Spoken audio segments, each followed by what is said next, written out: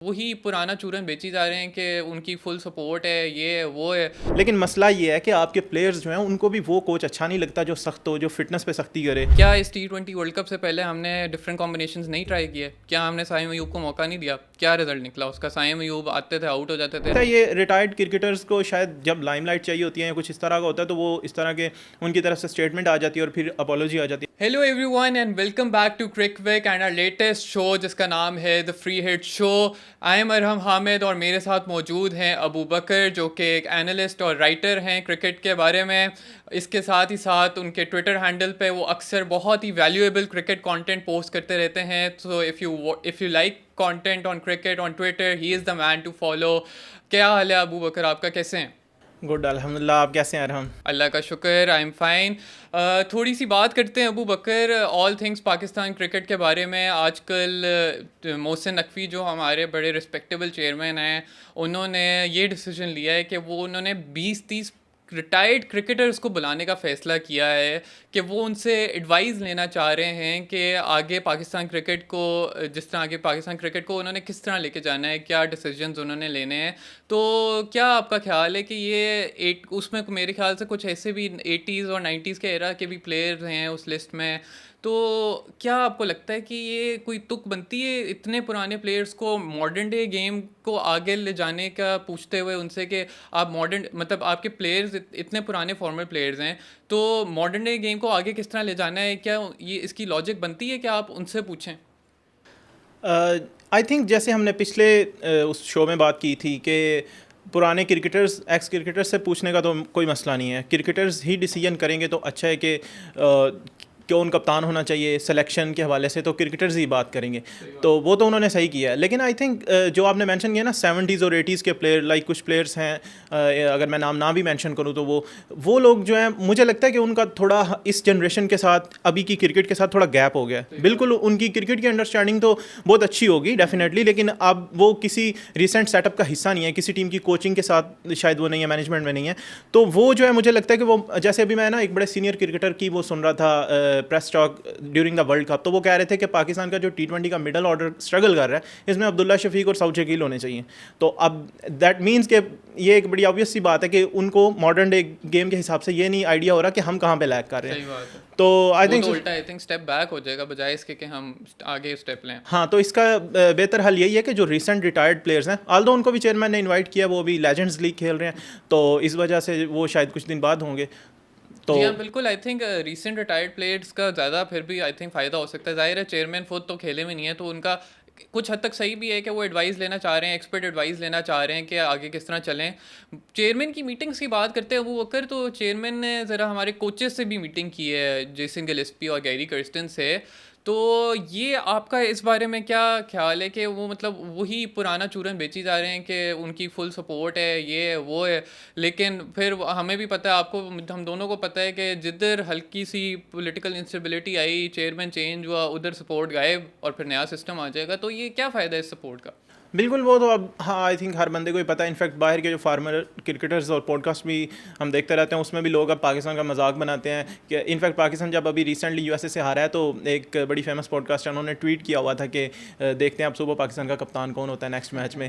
तो ये तो है, लेकिन यार फिटनेस के हवाले से काफ़ी ज़्यादा ना कोच ने रिपोर्ट जो दी है, और एक जो रेड बॉल के कोच हैं जैसन गिलेस्पी, उन्होंने बोला है कि पाकिस्तान के जो प्लेयर्स की फिटनेस के हवाले से उन्होंने बात की है कि वो फिट होने चाहिए, डेफिनेटली होने चाहिए। और जो गैरी क्रिस्टियन की रिपोर्ट आई है उसमें भी ऐसी बात है। लेकिन मसला ये है कि आपके प्लेयर्स जो हैं उनको भी वो कोच अच्छा नहीं लगता जो सख्त हो, जो फिटनेस पे सख्ती करे। जैसे हमने सुना था ना मिसबाह के उसमें काफ़ी ज़्यादा टेन्योर में प्लेयर्स का जो ना कोचेस के साथ क्लैश थे। तो ये चीज़ है कि प्लेयर्स को कितना अच्छा लगता है और चेयरमैन फिर जो है वो उनको कितना सपोर्ट करते हैं। अभी तो जो न्यूज़ देखी उसमें तो यही है कि चेयरमैन जो है वो कह रहे हैं कि आपको पूरा टेन्योर आप पूरा करेंगे और आपको फुल सपोर्ट मिलेगी। आपने तो उनकी बात की है पीसीबी के चेयरमैन का, और पीसीबी का मजाक उड़ता है। हर्षा भोगले ने, मुझे एक दफ़ा याद है, कहा था कि म्यूज़िकल चेयर्स होती है पीसीबी में ना, कि एक दिन हफ्ते में ये लोग नजम सिटी चेयरमैन होता है, एक दिन ज़का अशरफ होता है, और फिर बाकी एक आधे दिन में वो डिसाइड कर रहे होते हैं कि अगले दिन कौन होगा। तो ये तो आई थिंक क्योंकि पॉलिटिक्स के साथ लिंक्ड है पीसीबी, तो ये तो तमाशे चलते रहते हैं और ये शायद चलते भी रहेंगे। फिटनेस की जहाँ तक आपने बात की अबू बकर, तो ये क्या है कि मतलब कोच आया है पहली आई थिंक वो प्रेस कॉन्फ्रेंस कर रहा है आपकी कंट्री में आके, और फिटनेस पे वो मतलब क्या इतनी फिटनेस गिर गई है हमारी, मतलब और क्या नहीं गिरी? गिर गई है, यही तो परेशान कुन बात है कि क्यों गिर रही है। और ये मतलब अभी हमारी जो पिछली एक दफ़ा डिस्कशन हुई थी वही बात सामने आ रही है कि बाबर ने और जो हमारे मतलब बाबर ने क्यों डिसाइड किया कि वर्ल्ड कप से पहले आप फिटनेस को डी प्रायोरिटाइज कर दो, हालांकि आप हैं ही एथलीट्स, आपकी फिटनेस पीक पे होगी तभी तो आप अपनी ऑप्टिमम परफॉर्मेंस देंगे। देखो, पाकिस्तान का फील्डिंग तो सबको पता है हमेशा से मसला रहा है, और हमने फील्डिंग में बड़ी बड़ी मीम्स जो है वो कंटेंट पैदा किया है। तो उसमें अब ये है कि अभी जो हमारी टीम है ना, इसमें फ़िटनेस का ज़्यादा प्रॉब्लम है फील्डिंग से भी, क्योंकि अभी जिसने भी वर्ल्ड कप देखा है, चाहे वो एक्स क्रिकेटर हो किसी दूसरे कंट्री का हमारा, तो उनको नज़र आ रहा है आज़म खान टीम में सेलेक्ट हुए हैं, इमाद वसीम जिनसे रनिंग भी नहीं हो रही थी ड्यूरिंग इंडिया मैच, तो वो अनफिट थे ना, बेसिकली फुली फिट नहीं थे। तो अब जब वो देखते हैं तो पहली बात ऑब्वियसली आपको आसान सी बात लगती है कि पाकिस्तान टीम में बेसिक, क्योंकि कोई बेसिक ख़राब है कि जिसकी वजह से एक दो प्लेयर्स का मसला नहीं, 11 के 11 प्लेयर्स की फील्डिंग में प्रॉब्लम है। आप कोई पाकिस्तान का प्लेयर बताएं, रिजवान स्मिथ जो कि मतलब मुझे बाकियों से ज़्यादा फिट लगते हैं एज अ कीपर, रिजवान और शान मसूद हाँ, शायद हैं, तो कौन सा प्लेयर है जिसने कैचेस नहीं छोड़े? इनफैक्ट अब्दुल्ला शफीक बड़े फिट प्लेयर हैं लेकिन उन्होंने टेस्ट सीरीज़ में कैचेस छोड़े।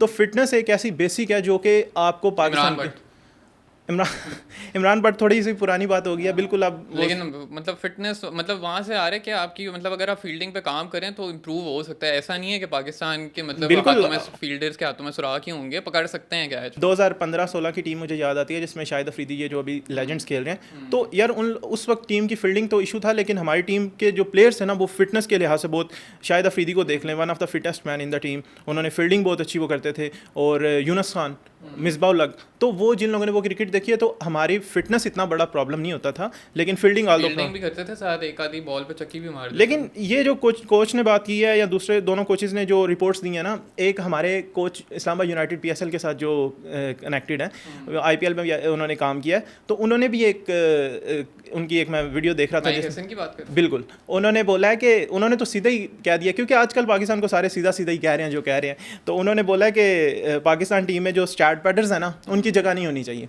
अब उन्होंने नाम नहीं लिया, लेकिन ले लेना, उन्होंने नाम नहीं लिया, लेकिन ये सबको समझ आ रही है, आपको भी आ रही है, मुझे भी आ रही है कि वो किन प्लेयर्स की बात कर रहे हैं।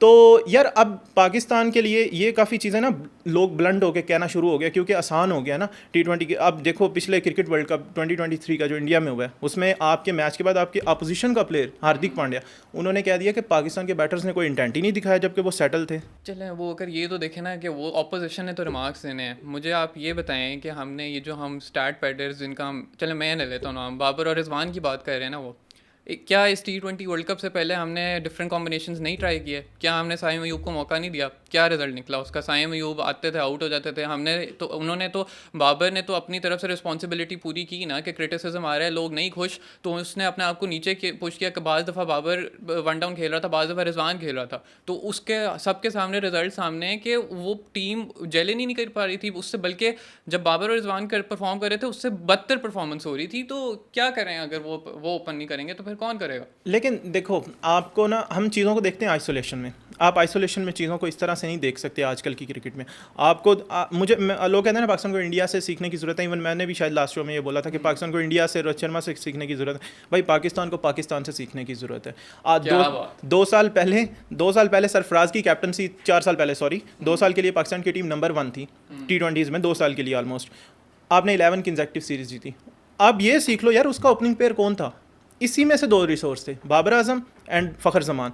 उनके स्टैट्स देखो, फ़खर जमान से भी ज़्यादा बाबर का स्ट्राइक रेट था, would you believe, in power play, और 60 की एवरेज थी। 60 की एवरेज के साथ 135 का स्ट्राइक रेट था, और अभी वही बाबर उसकी एवरेज भी 40 से नीचे आ गई, उनका स्ट्राइक रेट 114 है। वो तो देखें, आई थिंक सिर्फ ओपनिंग पार्टनर चेंज होने से मुझे नहीं लगता उनकी परफॉर्मेंस गिरी है। मुझे लगता है कैप्टनसी, कुछ प्लेयर होते हैं कैप्टनसी लेते हैं, उनकी परफॉर्मेंस पहले से और बेहतर हो जाती है। कुछ प्लेयर होते हैं कि वो कैप्टनसी अगर आ जाए तो उनका जो परफॉर्मेंस है ना वो थोड़ी डिप डाउन कर जाती है, तो लेकिन शायद जब आपका पेयर चल रहा था रिजवान, और मेरा बात करने का मकसद ये था वो कि तो मुझे भी याद है, वो पेयर टूटा ही इसलिए था क्योंकि फ़खर बीच में इंजर हुए थे, रिजवान आए, फिर उसके बाद क्योंकि उनकी बहुत ही उम्दा परफॉर्मेंस चल रही थी उस वक्त। ये तो स्टैट्स अब ये देखें तो ना, फिर आप 3 लोगों साल के स्टैट्स हैं, उनकी परफॉर्मेंस शुरू में नहीं बुरी थी। वो तो हम सब उस वक्त 2021 में बहुत इन सब के गुल गा रहे थे कि भाई बहुत अच्छे आ गए हैं। 2021 में हम सेमीफाइनल गए, तब भी कोई इनको क्रिटिसाइज़ नहीं कर रहा था। 2022 में फाइनल में गए, तब भी इतना क्रिटिसिज्म इस पेयर पे नहीं था।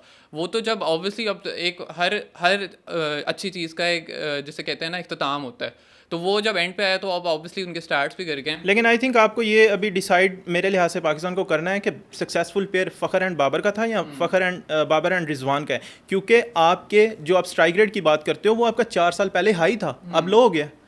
तो आई थिंक सो ये पाकिस्तान को यही सोचने की ज़रूरत है, और अपने आप से जो मैं कह रहा हूँ सीखने की ज़रूरत है, वो यही देखो कि 4 साल पहले अगर बाबर का अपना स्ट्राइक रेट 135 था, आज 114 है, और दूसरे पार्टनर का 119 है, 119 है, तो वो I think so there is problem जो है वो माइंडसेट में है। चलें, ये तो डिस्कशन चलती रहेगी, देखते हैं पाकिस्तान के किस तरह डिसीजन लेता है कि आगे ओपनिंग कौन करेगा। थोड़ी सी हम अपने लेजेंड्स की दोबारा बात करते हैं जो लेजेंड्स लीग खेल रहे हैं।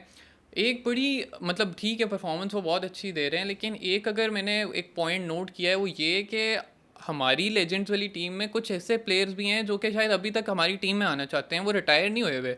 उसमें आप सोहेब मकसूद का नाम आ सकता है, आमिर यमीन का नाम आ सकता है, तो मतलब शर्जील खान का आ सकता है नाम। तो मतलब बाकी टीम्स आई थिंक थोड़ी ज़्यादा हल्की हैं क्योंकि उनके बहुत ही आउट ऑफ टच प्लेयर्स खेल रहे हैं।